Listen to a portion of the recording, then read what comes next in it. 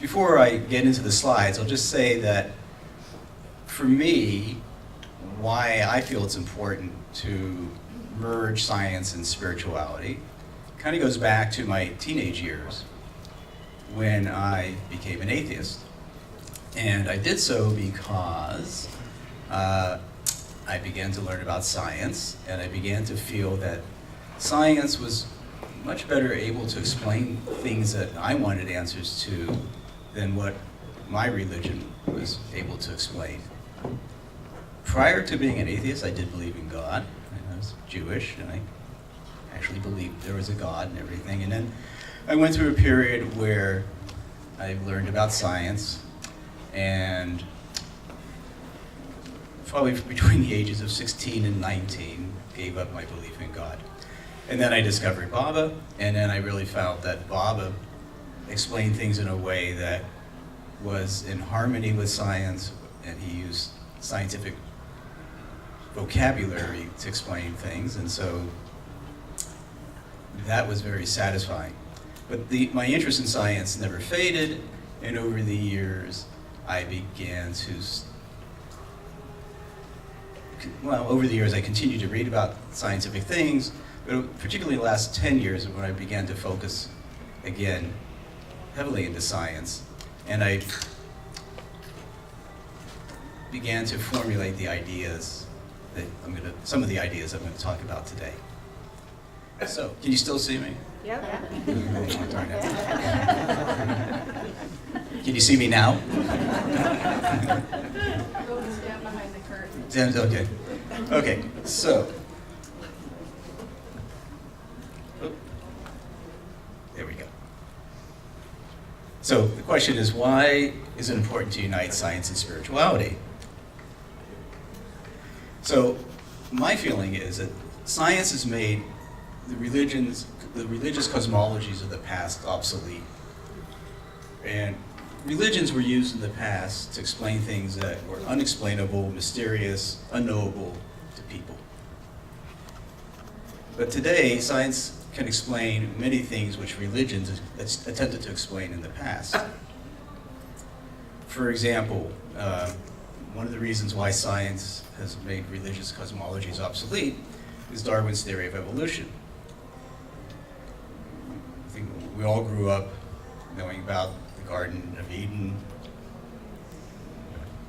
God created the world in 7 days, and each day was a different creation of some sort.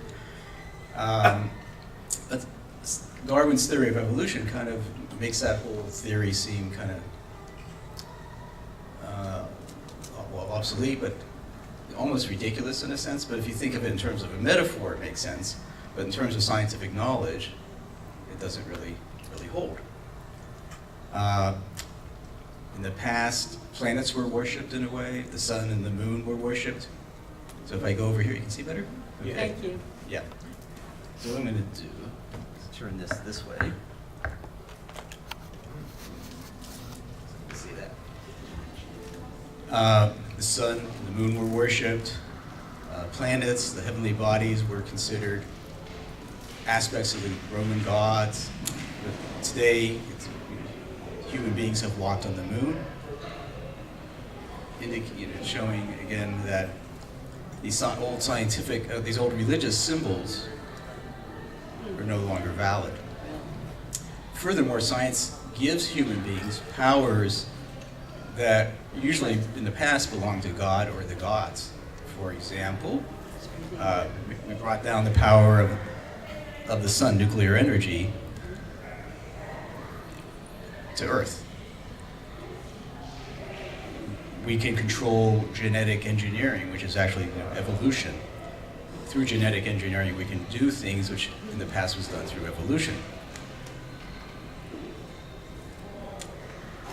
And we've created computers that have intelligence that rivals human intelligence. And in fact, many scientists believe that it won't be very long before computer intelligence is beyond that of computer intelligence rivals or goes beyond human intelligence. We don't realize it, but Google is an incredibly intelligent system that we use. We use it so often, I think we take it for granted. And we're still kind of in the infancy of where everything is going. In that sense, computers can beat the best chess champions, and IBM Watson could beat the best Jeopardy champions. And in terms of cosmologies, the Big Bang Theory does a pretty credible job of explaining the creation of the universe. It doesn't necessarily explain what causes the Big Bang, but it gives a really good, satisfying explanation for many people as to how the universe is created. So I think my point is that we live in an age in which we're all affected by technology, either consciously or unconsciously, and all of this technology is a result of scientific advancement. And so it's really almost impossible to live in this age and not be affected by science. And I think what we see, a lot of people turning away from religion. The number of people attending church seems to be decreasing. That's true in the United States. I think it's more true in Europe. So my intuition is that this is the result of scientific progress.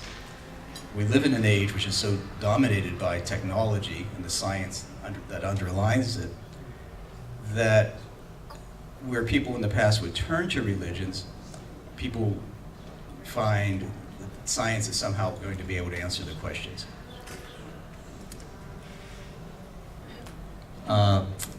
The Dalai Lama is very keen on the intersection of science and spirituality. He wrote a book about that, and has also said, I put a lot of quotes in here because someone challenged me the last time I did this and I didn't have the exact quote, I just paraphrased, so I put exact quotes in. We don't need all of them, but basically saying if science proves some belief of Buddhism wrong, then Buddhism will have to change. Or if scientific analysis were conclusively to demonstrate certain claims in Buddhism to be false, then we must accept the findings of science and abandon those Buddhist claims. So that's a pretty strong statement, and particularly from someone in a position as dominant as the Dalai Lama. He's also very interested in having the Buddhist monks helping with research into neuroscience, particularly in meditation. They go into the fMRI machines and they observe the brain waves and the other activities that take place in monks who meditate. So he's very interested in the intersection of science and spirituality.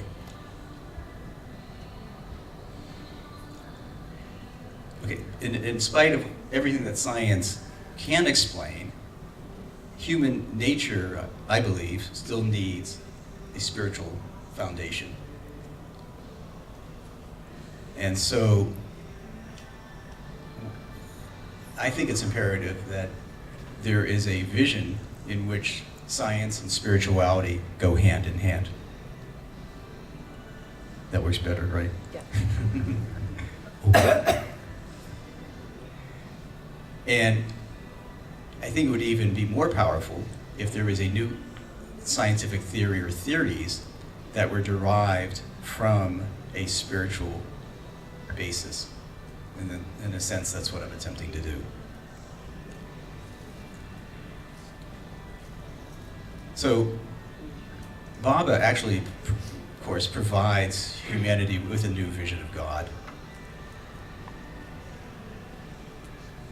When I grew up, the vision of God I had was an old man up in heaven.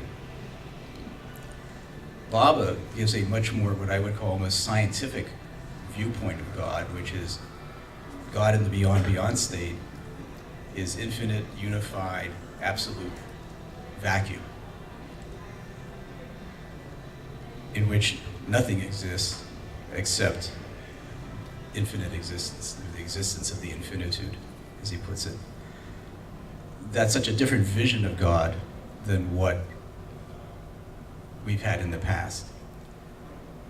And his descriptions lend themselves to this integration of science and spirituality. He used a lot of scientific terminology in his explanations, particularly God Speaks. Oops, there we go. So some years ago, I wrote an article, it was in the Glow, and this chart was in there, and it kind of attempts to correlate Baba's terms with scientific terms. So, for example, try this both here. So, the whim, which you're all familiar with, Bob, the beginning of the universe, is synonymous with the Big Bang in many ways. And the singularity that occurs from which the Big Bang originated is very similar to the Om point. So, just to understand what the chart is, the words on the top refer to things terms that Baba used, and the terms on the bottom are the scientific terms. So again, we got the whim of the Big Bang. The singularity is a scientific term that describes what occurs inside of a black hole, and it also describes the state at the time of the Big Bang. The singularity means the entire universe, in the case of the Big Bang, the entire universe is compressed into a single point, smaller than an atom. And everything is unified in this single point. All energy, all matter, all space, and all time is compressed into this single point. And it's from that single point that the universe inflates, space and time forms, energy and matter forms. In Baba's description of the whim in God Speaks, the Om point is very similar. It's the point from which the entire universe emerges and spews forth. So then we can move into evolution, down here on there. And scientists would describe evolution as the physical process of evolving, and also the biological evolution which takes place. Baba reorients that type of thinking. It still doesn't refute that there is an evolutionary process, but the evolutionary process is one of an evolution of consciousness as opposed to the physical evolution. The physical evolution is there, but it's a byproduct of the evolution of consciousness. And I'll just mention one other thing here. This is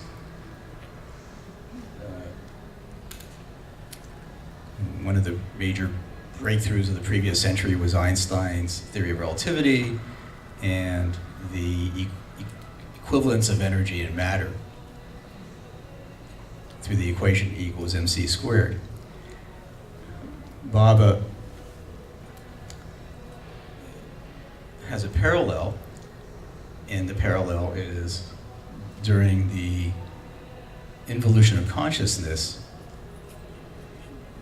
consciousness transforms from physical consciousness to consciousness of energy.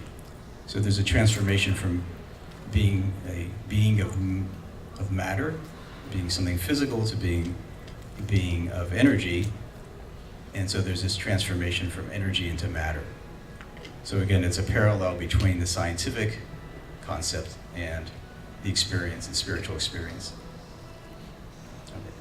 So, I'm saying all this just to indicate that Baba gives a foundation from which scientific theories can evolve out of spiritual premises, which is what I'm attempting to do.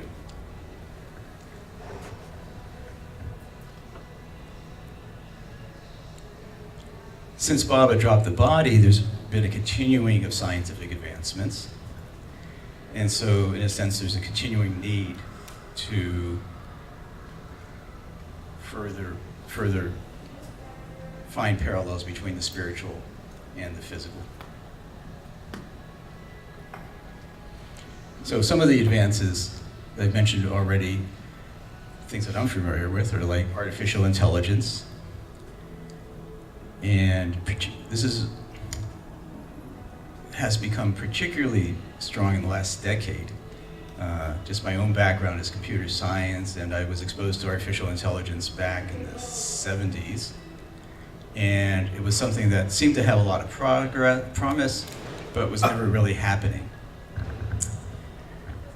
My advisor, Herbert Simon, who was one of the pioneers in artificial intelligence, predicted that in 10 years, computers would be able to beat the chess masters of the world. And it didn't happen while he was alive. It did eventually happen, but it took 30 years for that to happen. In the last 10 years, this thing called deep learning has emerged, and it has propelled artificial intelligence to much greater levels. And one of the results of that is that there's a game called Go, which is the game there on the right-hand side, which was considered too difficult for a computer to be able to play and master. It was more an intuitive type of game rather than a logical type of game, a reasoning type of game. But a couple years ago, using deep learning technology, a company was able to create a program that did beat the prevailing Go master. And we're beginning to see deep learning being used in all sorts of consumer products. It's used in speech recognition, so when you use your iPhone and it recognizes your voice or it recognizes your face in a photograph, most of this is a result of deep learning. So it's likely that, this is why it's likely that computers will be able to surpass human intelligence, is because deep learning is such a new technology, we're really just in the infancy stage of it, that it's going to continue to evolve and get better. So some people are concerned that it challenges mankind and is actually an existential threat to humanity.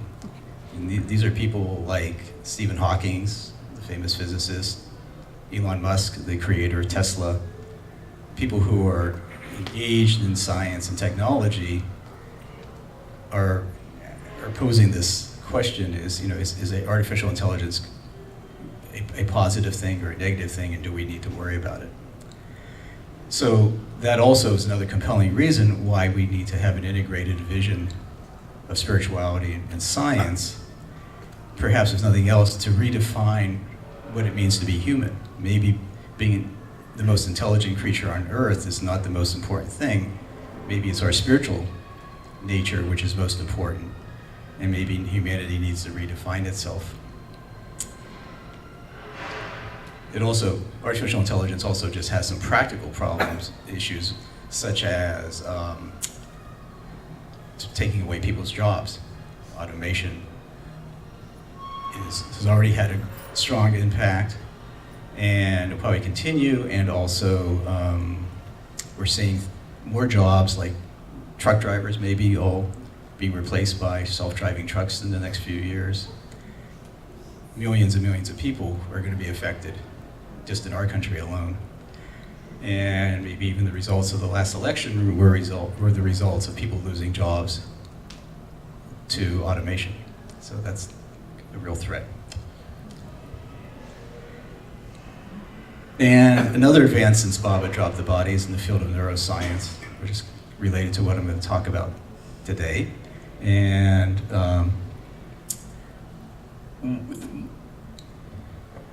in understanding consciousness, there are several different approaches, which I'll mention later, but there's the philosophical, spiritual approach, there's also the neuroscientific approach, and there's a lot of compelling evidence that supports the notion that the brain is responsible for creating consciousness.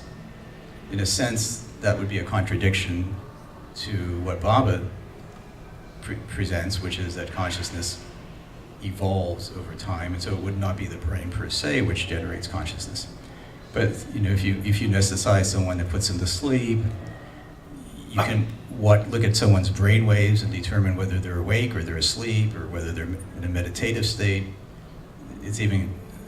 There's quite a lot of advances in neuroscience and brainwave technology.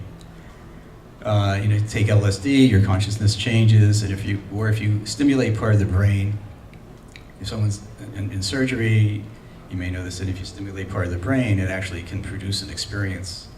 So they actually feel like they're in a concert hall or some other place than where they actually are, just by stimulating a certain section of the brain. All of this points to the fact that the brain, therefore, probably plays a very important role in consciousness. The question is, what is that role?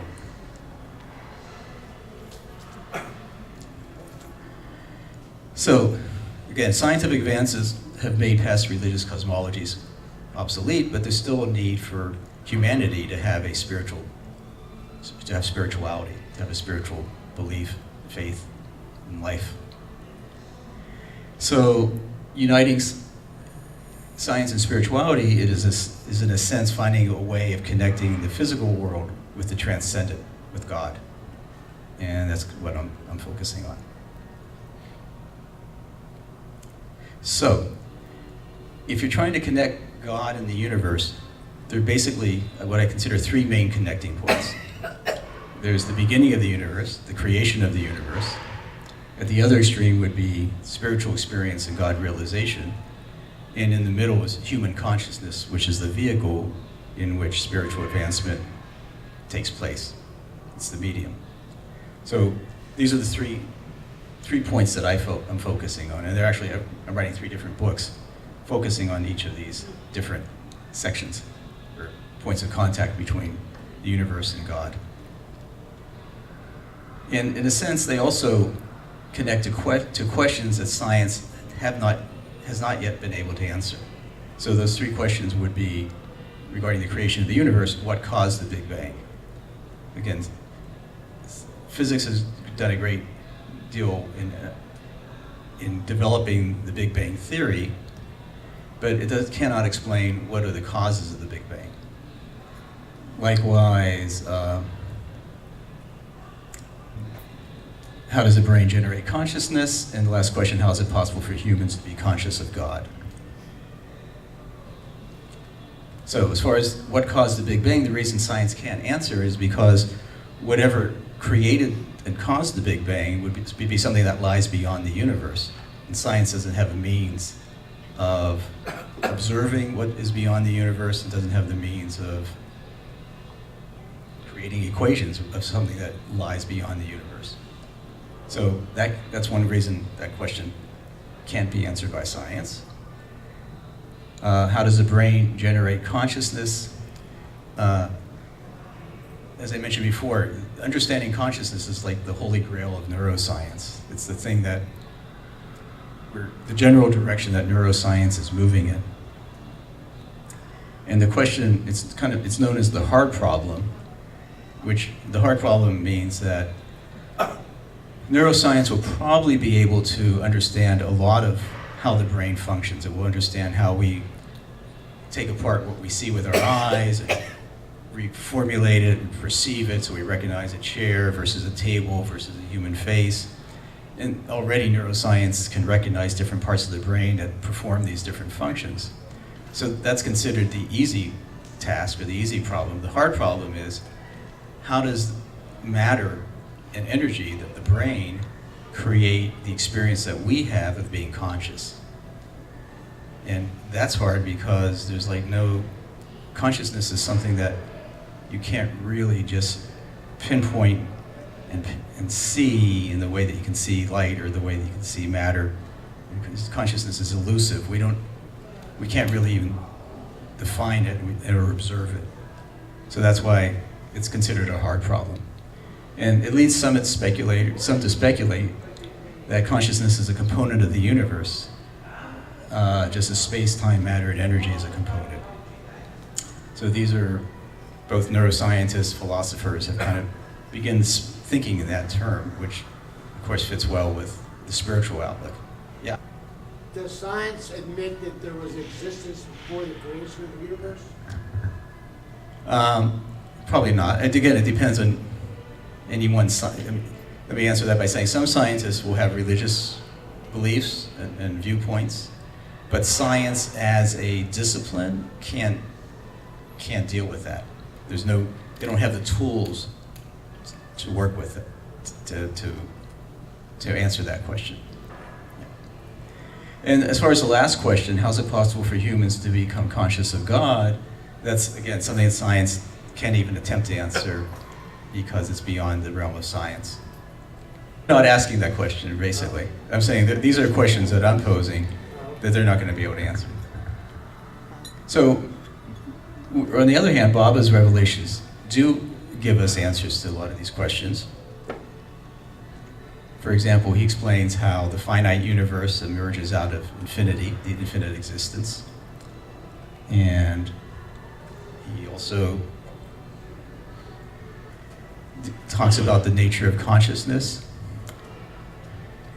In the discourses, the word consciousness appears 500 times, and then God Speaks it appears 1,000 times. So it's a focal point of Baba's teachings and his cosmology.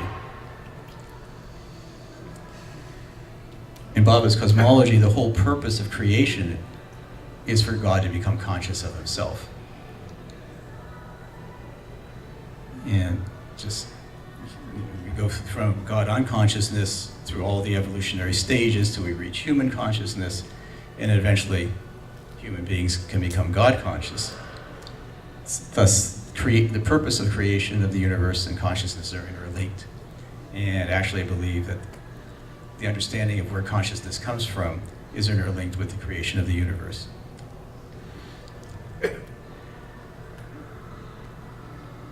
And so in attempting to answer these questions that science cannot answer,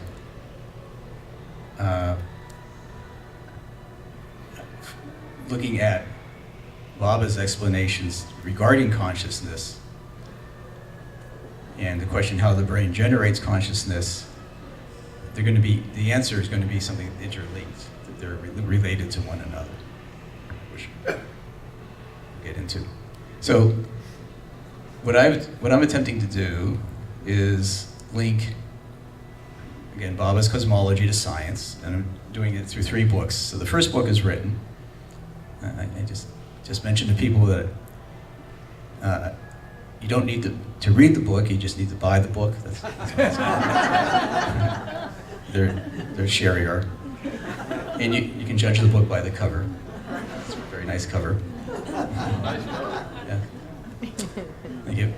So the first book deals with creation, and it links Baba's description in God Speaks of the creation of the universe with Einstein's theory of relativity and quantum mechanics. The second book, which is going to be more the focus of the rest of this talk, deals with the nature of consciousness and how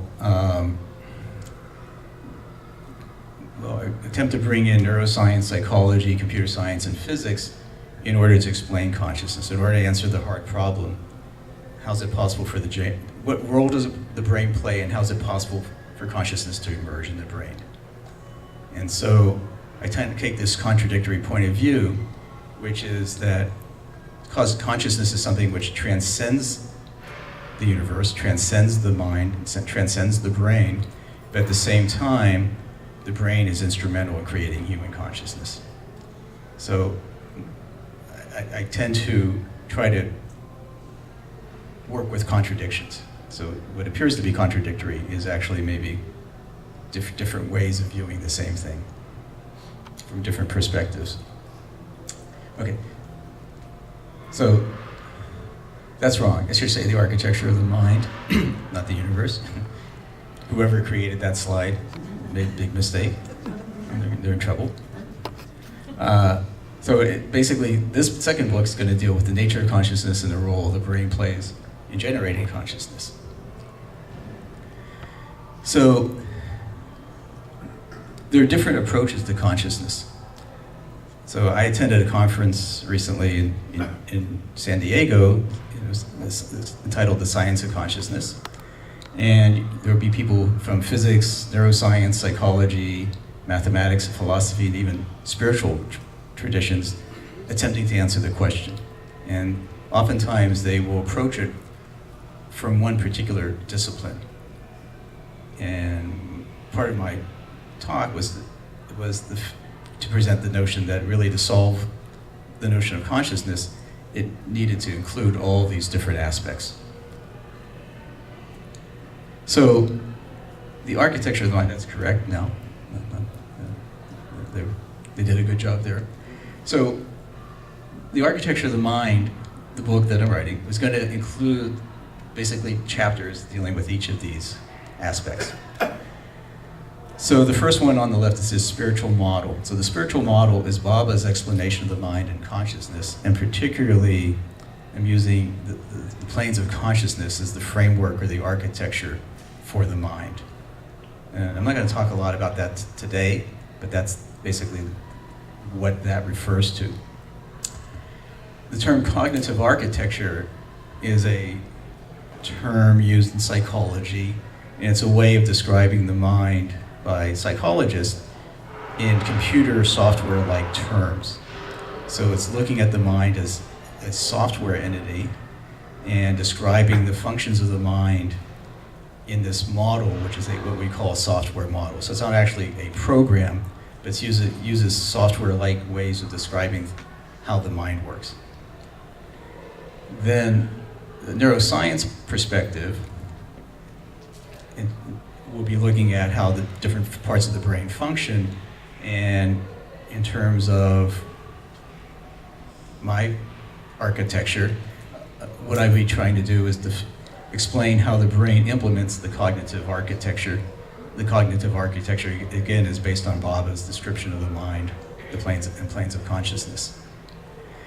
Then, to explain how the brain generates consciousness, I believe that you have to describe a physical process that takes place. Now we know the brain, uses electricity in the sense that neurons connect and communicate through electrical impulses. But I think that in and of itself is not sufficient in explaining consciousness. So there's something that happens in the brain, I'm postulating, that happens on a much deeper level, and a level that is not yet known to scientists. And that's what I discussed in the first book. And through the brain's utilization of that, consciousness is created. And that the other thing that happens in that connection by the brain at the new level of the physical universe is it reconnects with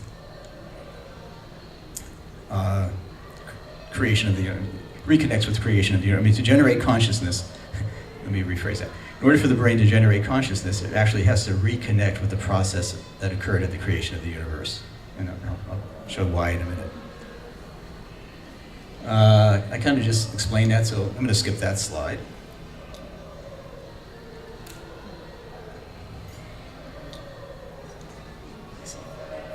And move on here. So, to explain consciousness, we first have to kind of have an understanding of what consciousness is.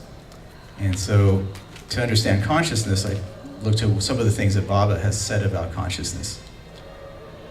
Number one is, and by consciousness, I'm also right now referring to human consciousness, not the consciousness of like dogs and cats and plants and lower forms of consciousness. I'm referring to human consciousness. So Baba says human consciousness is full and complete. So the consciousness that we have today will be the same consciousness we'll utilize when we experience God, which, if you all stick with me, will probably happen in about half an hour from now, if you can stick with me. That's why we came. That's why you came, that's right. Guaranteed. Guaranteed. Or your money back. Except if it was a donation, you don't get that back. So the second thing is that so the consciousness doesn't change, but what happens is the focus on consciousness changes. So you're no longer focused on yourself as a physical body, you're focused on the self, you're now in the energy. So your body is transformed to energy. That's that transformation from E equals mc squared. You're moving from matter and becoming energy. Then eventually you go from matter to mind and matter to God, and mind to God. So it's the focus of consciousness which changes, not its nature. And most importantly, in God realization, the mind is transcended, but there's still consciousness. The entire universe is transcended, but there's still consciousness. So consciousness is something that can and does transcend the universe, transcend matter and energy. Okay. So that implies that consciousness is beyond thinking, feeling, seeing, and hearing. Right? Consciousness, when you're God conscious, you no longer think, you no longer feel, you no longer see or hear. So you have consciousness, but you're beyond all these aspects of mind. Which means that, well, it means you can be conscious as a human being. We can be conscious of our thoughts. We can be conscious of what we feel, what we see, what we hear, and all our other senses. But consciousness itself is not thinking, feeling, seeing, or hearing.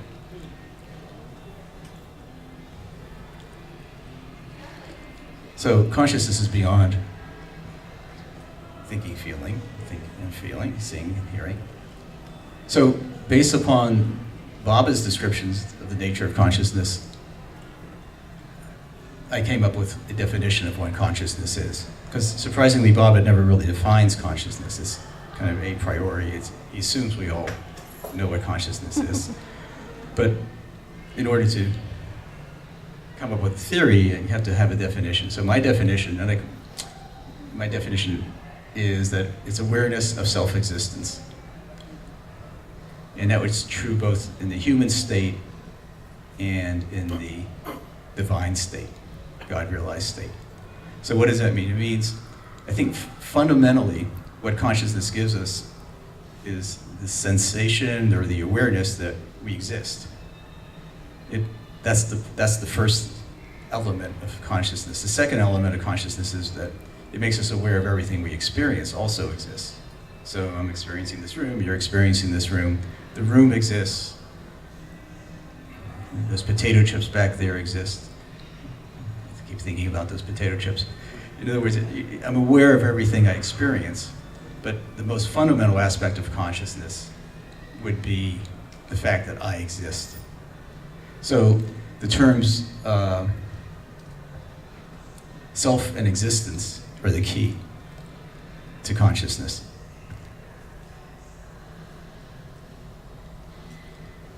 So the sense of self, we know the small self, the ego, and there's the big self, which is the God self in all of us. So the ego is what forms the sense of self in us.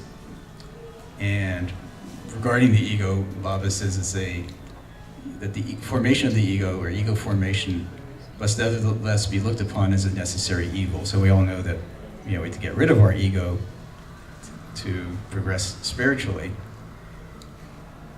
But it's an important part in the evolution. Moving from animal form to human form is the formation of the ego, and the reason it's important is because if we're going to have full and complete consciousness, we need a complete self, sense of self, which is the ego. So the ego is necessary in the formation of consciousness.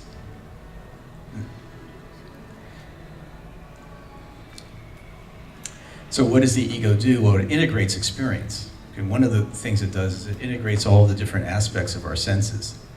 So if you look at the brain, there are all sorts of different pathways and sections of the brain that deal with these different aspects. So, there's the visual cortex, there's the auditory cortex, parts of the brain dealing with all the other senses.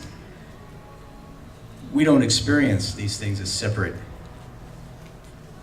aspects. We don't think that my visual cortex is doing one thing and my auditory cortex is doing something else. we have an integrated experience. It's the ego that integrates all of our different experiences to create a cohesive experience, and in essence, creating the sense of self that we experience. You know, this is me, that's you. Okay. So there's two terms, self and existence. So regarding existence, Mayor Bob explains that God is infinite existence. That's the fundamental, in the beyond state of God, that's the fundamental aspect of God, is existence. And at the time of the creation of the universe, consciousness comes into being. So at the whim, this is from God Speaks, the whim spontaneously made manifest both the latent infinite consciousness and the latent infinite unconsciousness of God simultaneously in the original beyond state of God. So this is important because Bob is telling us how consciousness comes into being. It comes into being at the moment of the whim, and what happens at the whim is God asks, who am I? And in a sense that he is seeking to know his self. So again, it's self and existence, right? Infinite existence wants to know itself. So you got existence wanting the self, awareness of the self. And in order to do so, he contrasts infinite existence, which is the everything, to nothing, which is absolute non-existence. So, and in the process of contrasting infinite existence to infinite non-existence, both infinite consciousness and infinite unconsciousness come into being simultaneously. So, the framework that I term the framework in my book, The Existence Framework, proposes that the same process of creation that happens at the beginning of the universe, which is the contrast between everything and nothing, also happens inside the human brain. So that consciousness, we are fully conscious because the process that occurs at the time of creation is replicated inside of us. You all agree with that? Great. If you laugh, I think that means yes. Right? Good, yes. So, how can that possibly be? Well, I'm proposing that existence is another aspect of the universe, and so just as the brain can sense light, sound, smell, taste, and feelings, I don't know if the brain directly experiences these things, but the brain takes in our sensual input. The brain actually can sense existence, and our sensing of existence is what gives us our consciousness. So, and furthermore, it's not just any aspect of the brain, it's the part of the brain that creates the sense of self, or the ego, which induces a physical process that reconnects with existence, the existence of God.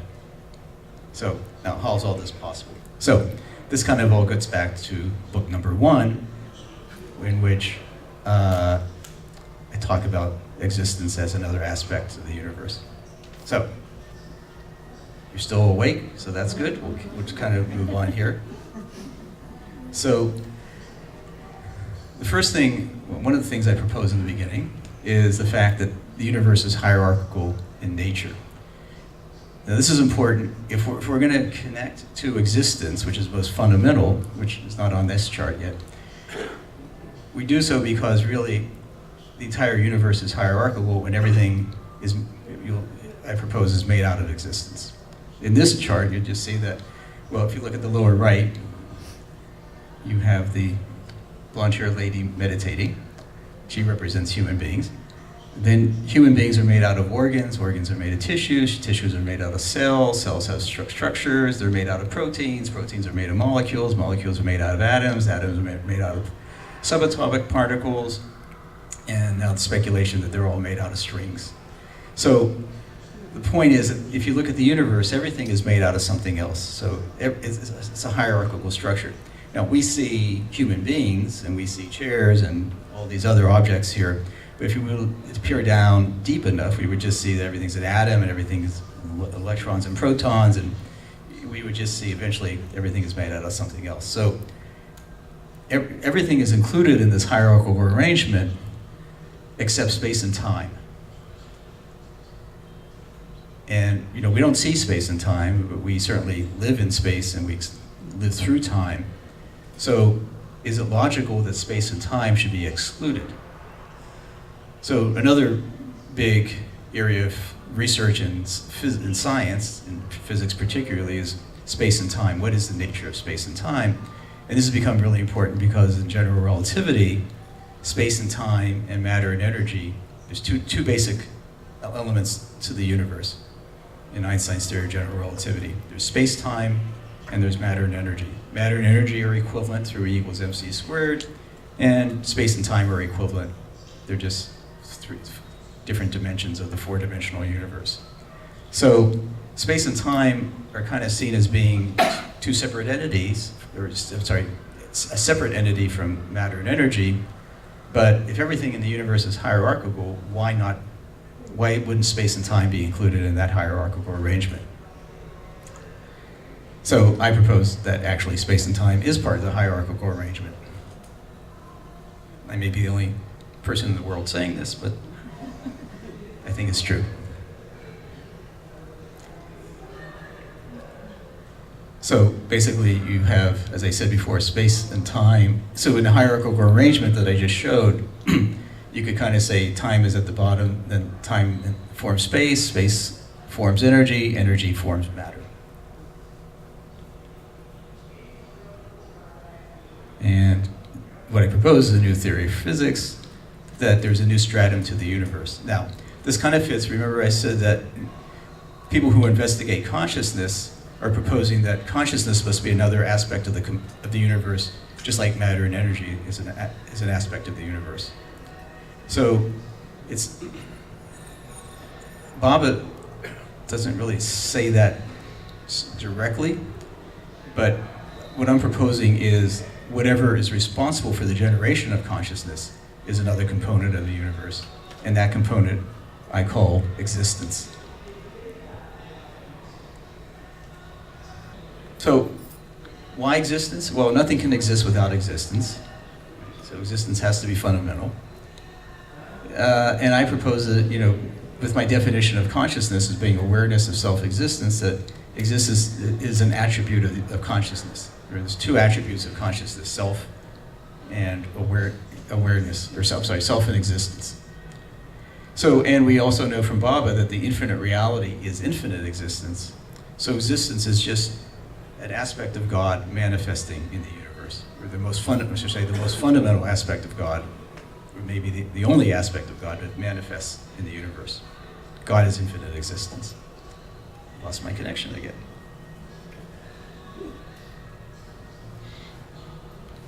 So then we would have existence in the lower part of the hierarchical arrangement. Existence forms time, time forms space, space and time form energy, energy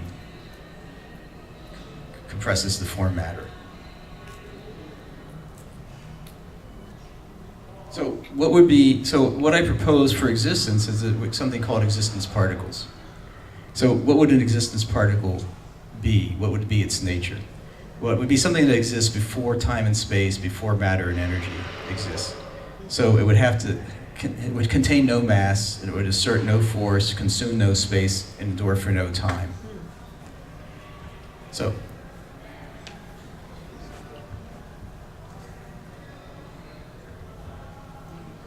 an existence particle is like a bit of information. A bit of information is in a computer. A bit is the most fundamental part of information, and it is either on or off. It's binary. It's one or the other. An existence particle is similar. It's either on or it's off.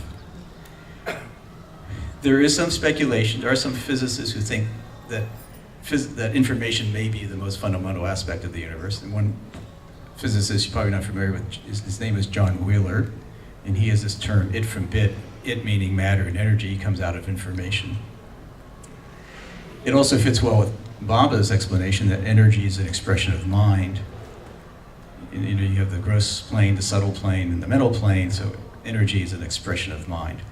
So the notion that information is fundamental fits well with both some thinking in physics and also with Baba's thinking.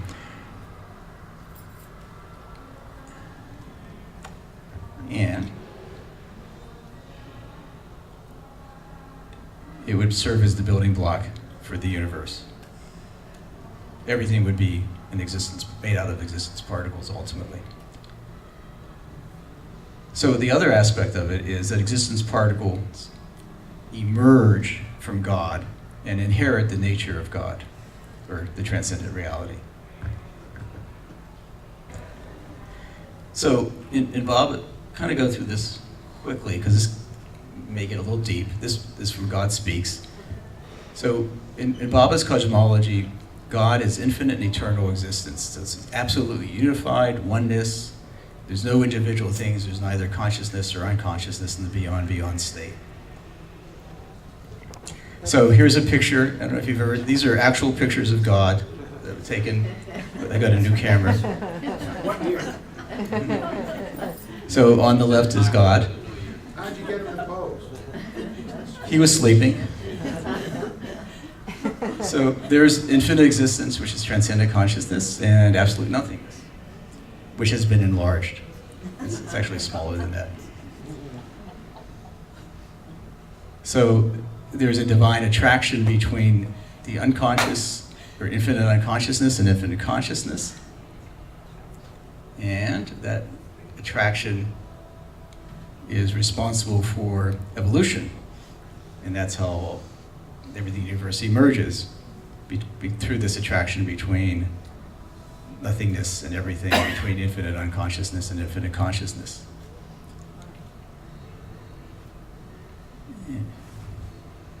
In that process, infinite existence, in conceiving of absolute nothingness, or everything conceiving of nothing, endows nothing with all of everything's attribute. Everything imagines being nothing, and when it imagines being nothing, nothing takes on all of everything's attributes. So it becomes what is referred to as a false nothing, negative or false everything. I'm sorry, the real nothing becomes a false everything. It takes on all of everything's attributes. So including the attribute of wanting to know itself. So it replicates the process that it just did, and it tries to, again, contrast itself. It's a false everything contrasts itself now to false nothings. And in the process, it creates innumerable false nothings, or as Reed had pointed out, lots of bubbles. And they become all these drops. And so each of these could be considered an existence particle, which in a sense, I know they should be souls, but there's a whole other explanation about the relationship between souls and existence particles. We'll skip over that for now. So the existence particles are the first stage in the evolution of consciousness. Oh yeah, go. And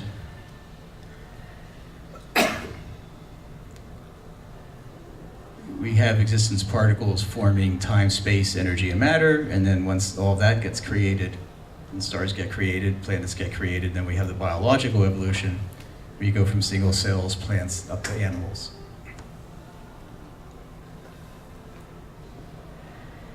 And human consciousness is the culmination of this evolutionary process, and what I'm proposing is the human brain has the capacity to perceive existence particles.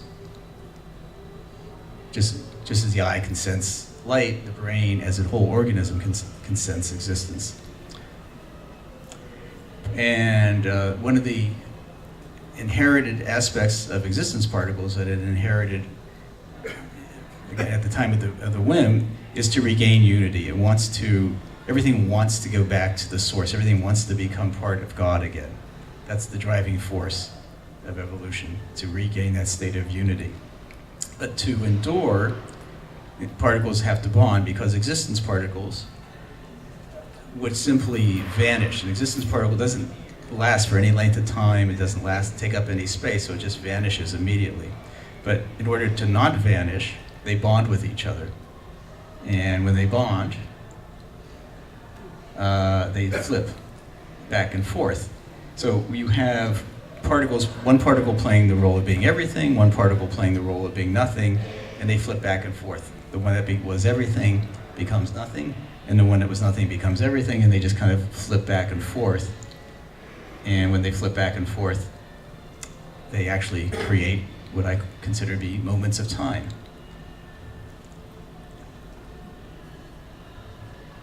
So, a real picture of two existence particles flipping back and forth.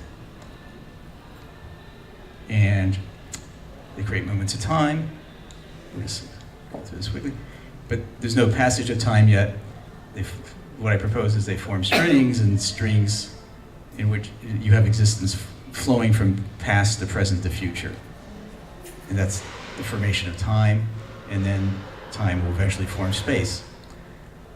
And then time and space will form matter and energy. So just to kind of get back to the brain, the notion is that because existence particles enter through voids in space,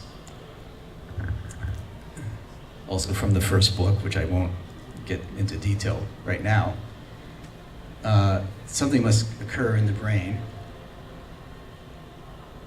that allows it to sense existence particles. So in other words, somehow what I'm proposing, and I don't have anything concrete to explain at this point, is that the brain's complex neural networks, particularly a part that creates the ego, the sense of self that integrates every part of the brain. So the entire brain is being integrated by the ego formation. All of that electromagnetic energy somehow creates a void, and that through that void, new existence particles emerge, and consciousness is created.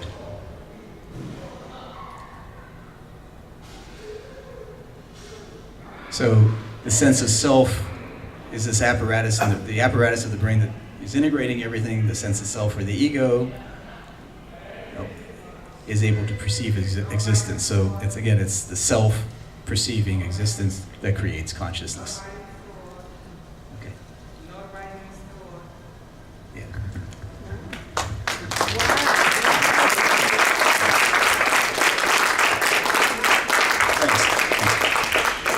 Thanks for listening.